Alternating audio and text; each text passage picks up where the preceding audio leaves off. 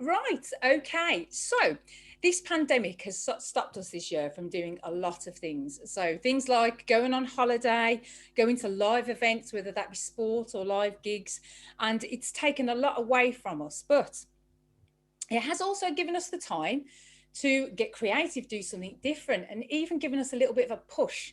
If you've been thinking of doing something, it's given us that little bit of a push to get there. So, with that in mind, today we're going to be talking to two people who, despite world issues, have joined forces and created entertaining, informative, and endearing look at the differences between us and them across the pond. Now, across the pond with Rich and Soph was born a transatlantic co-producing couple.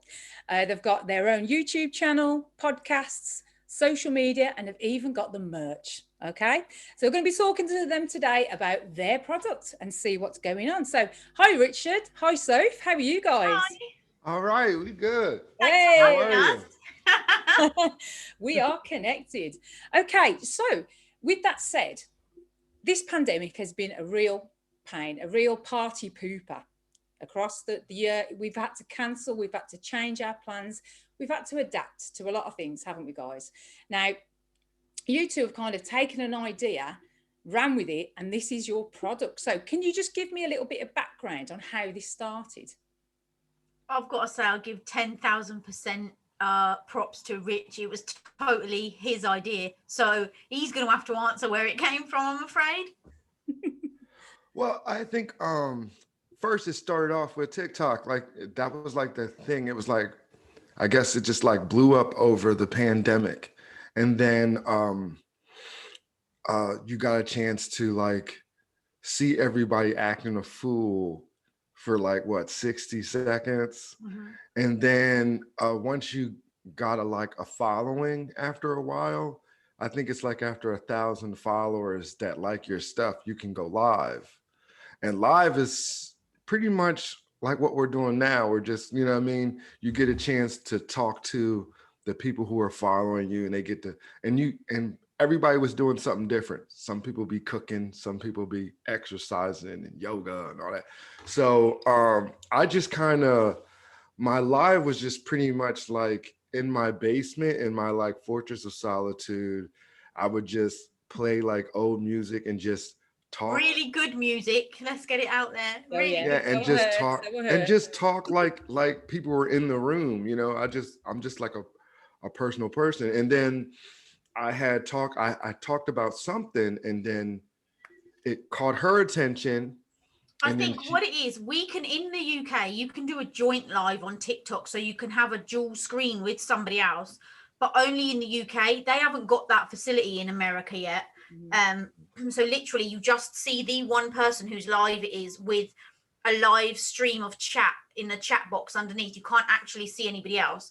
But in the UK, you can do like dual live. So obviously, we said, "Oh my god, it would be amazing if we could do a dual live," but yeah. So then we got to talking about certain stuff that I think we started talking about like food or whatever. And she sent me a package and then I sent her a package back. So it was kind of like she sent me like some treats and crisps and all kinds of stuff. And then I sent her like all the baked goods and amazing cakes, candy. amazing cakes.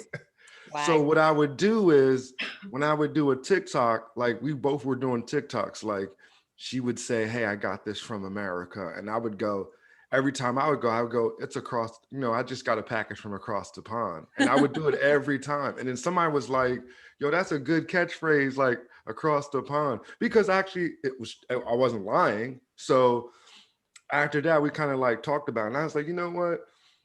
And then that's what she was like. I was like, man, I can't wait till we get that and we can do a live. And she's like, well, if we do a live, I'm gonna be your first person you do a live with. And I was But like, then you know we what? had a conversation and you said, haven't you ever had an idea, not done anything with it, and then months later somebody else has taken that idea and ran with it, and you're like, damn, why didn't I just do it? You know? Yeah. And yeah, we were, and she was talking about this ice cream parlor that she wanted to do, and she just like let it go. And then like years later, right where she wanted her ice cream Cakes. parlor.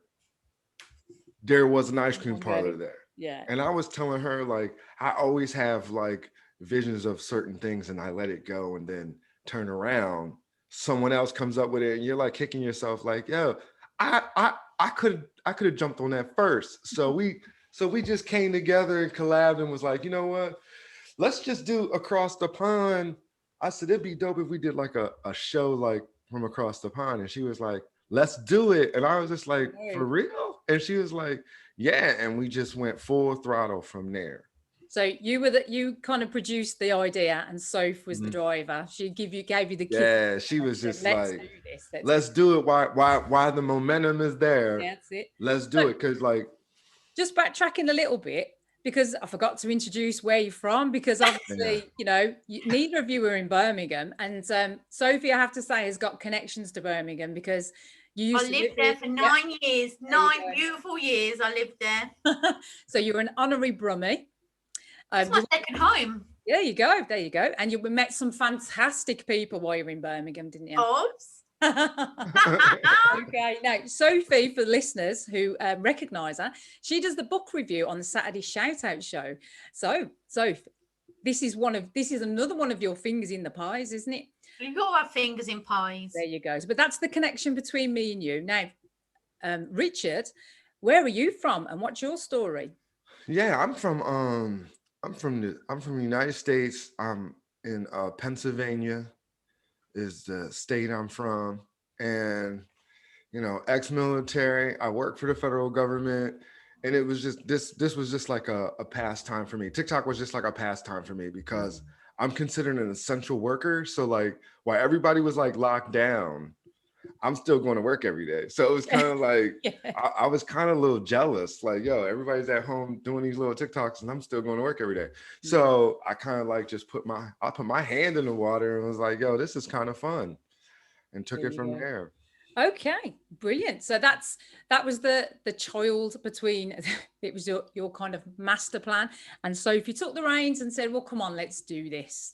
Okay. Yeah. Sophie's got the technical brain to get that on YouTube.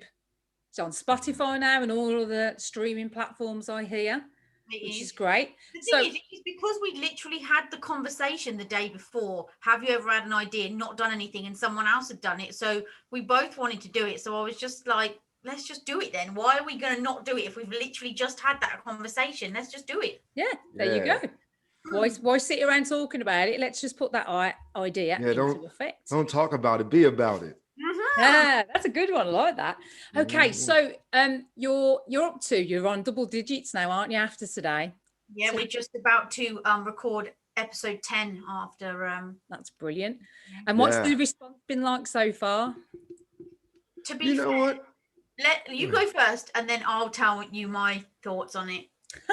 I said, you know what, to be honest, I was like really surprised that a lot of people like took interest to it. I mean, because to be honest, like we're learning, and like when we first did our first episode, we told everybody that like this is a work in progress. So, you know, if you're rolling with us, you know, it's kind of like we all learning together. So it's kind of like on the first episode, we said that we're not going to edit anything. You see it as it is. Richie's internet connection cut 10 minutes before the end of the show, so he left me winging it by myself, and then we had to do it in 2 parts. You were like, okay, well, we're back. You know, this is what happened. But to be honest, I mean, I'm not going to say nobody would want to watch us because obviously we're fabulous, but I'm surprised at how quickly it has escalated, to be fair. You know, like each episode has got over 100 views. You know, like after the first week, YouTube were emailing me saying you've been watched for 692 minutes so far. You know, people are commenting under the shows, asking questions, getting interactive. You know, like I think they said it takes generally 2 years to get 1,000 subscribers, and on average, and we've got like 36 after 3 weeks. You know, and I know that might not sound a lot to some, but that's obviously beating the average, right? I just, you know, like you said, we've got an Instagram page, and we now got a podcast streaming on like 6 different platforms. It just seems to be going really quickly, you know, and there's nothing wrong with that. But I think I just thought I'd wake up one morning and be like, oh yeah, you've had 10 views, or you've got 1 subscriber. Because if you would have seen Richard the day after the first show went live, and I texted him and I was like, oh my God, we got 3 subscribers.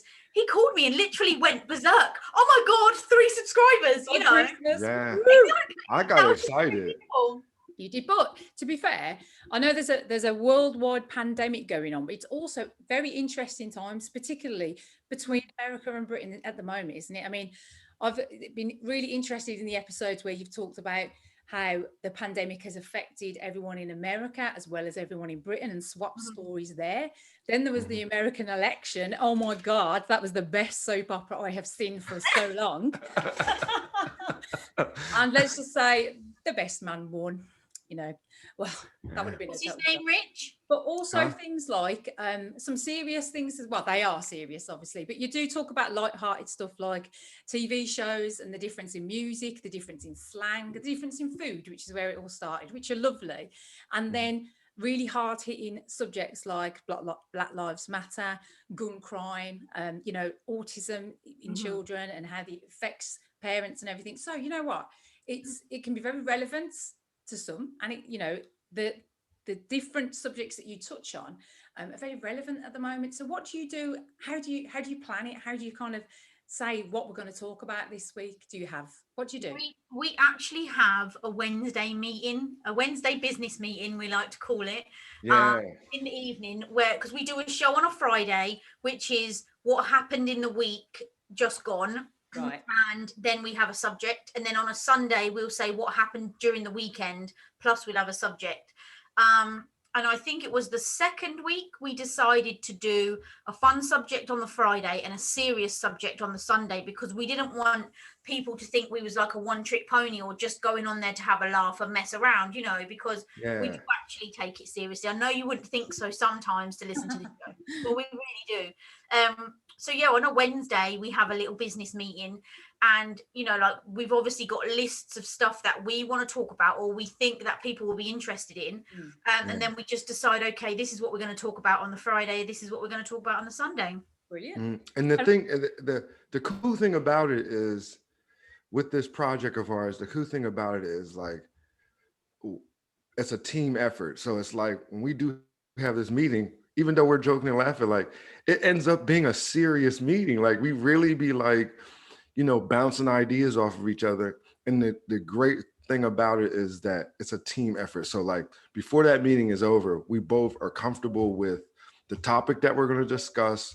We're comfortable. It's like it's not just one person's idea. It's kind of like it's collective, and we sit and then by the end of the meeting, it's kind of like we're set in stone. It's like, it's not one person's idea. It's both of ours collectively. But what do you do about the time difference as well then? Because obviously you can't have meetings ad hoc, like on the hop, because you could be in bed or Soph could be in bed, and it could be the middle of the night. That's the same thing. It's like we come together, and that's even collective. Like say like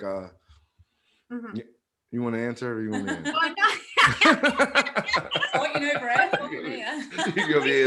Richard's 5 hours behind us, but he works like in the evening till 10 o'clock at night. So we generally have a meeting before he goes to work, because then obviously that is 1 o'clock in the afternoon for him, 6 o'clock for us, so that's fine, And don't get me wrong, there have been times, because obviously I have a son, and there have been times where I've had to get up at 3 o'clock in the morning to record a show. This is the thing, because it was like the blind leading the blind in the beginning, I'm not going to lie. And when we look back at our first show, we're like, oh my God, the quality is terrible. But we, like Richard said, we've come a long way since then. We've got mics, lights, all the get up now. But yeah, we've streamlined it so that on a Friday we do a show 8 o'clock in the morning for Rich, which is then before I have to pick up my son from school.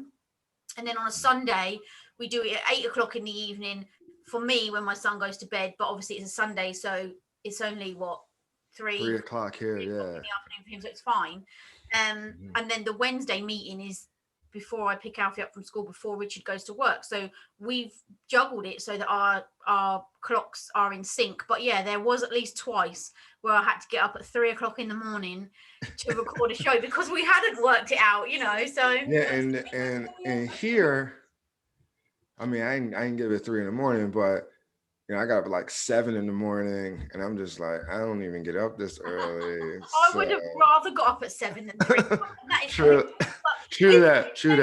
We're talking about like she'll get up at 3 o'clock in the morning for a boxing match. So take note. I know.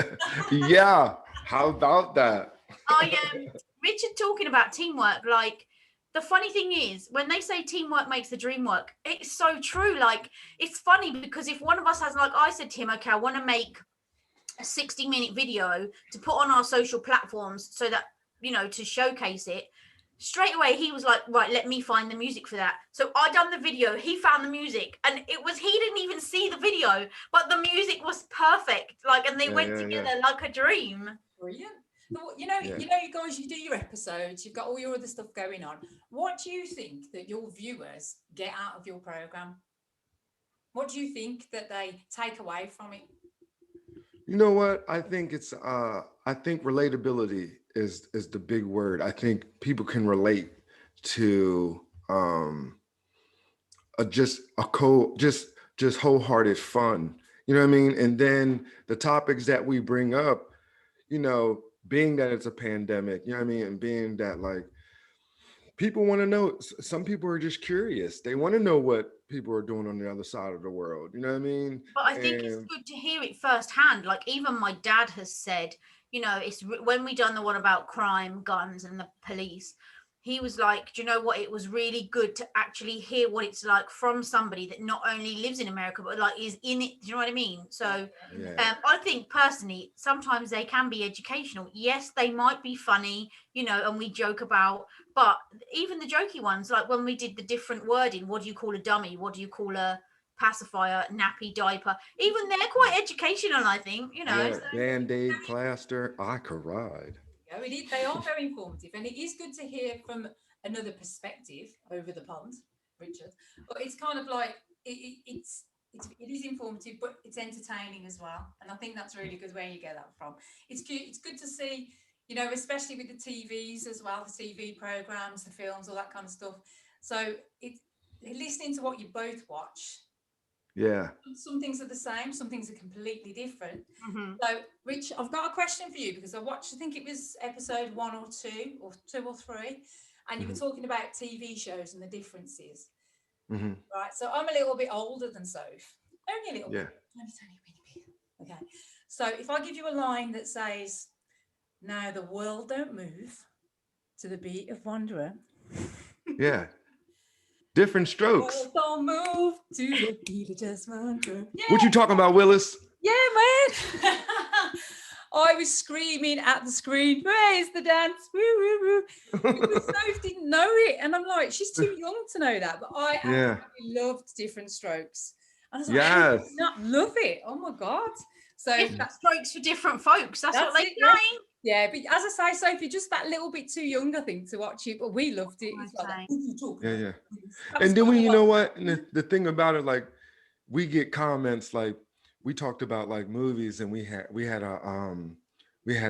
like a guy who follows us on a regular, and he was like, well, what about this movie, and what about that show, and what about this show? So it feels good to like comment and be like, you know what, that was a great show, we'll probably put it in next time, you know what I mean? And you're responding back to him, and it, like, I feel kind of good that I can like have somebody like, oh man, take them back. You know what I mean? Like, I've even had friends who watch it and be like, man, you got me commentating like on you guys' show. Like, they're like joining in with our conversation, at home. So it's kind of like, it is, and that's the way people can get involved. And that's probably part of the endearing thing about your episodes, is that you can relate and you can scream at the screen. You're like, no, not that one. Yes, that one. Yes, that one. So yeah, that's pretty cool.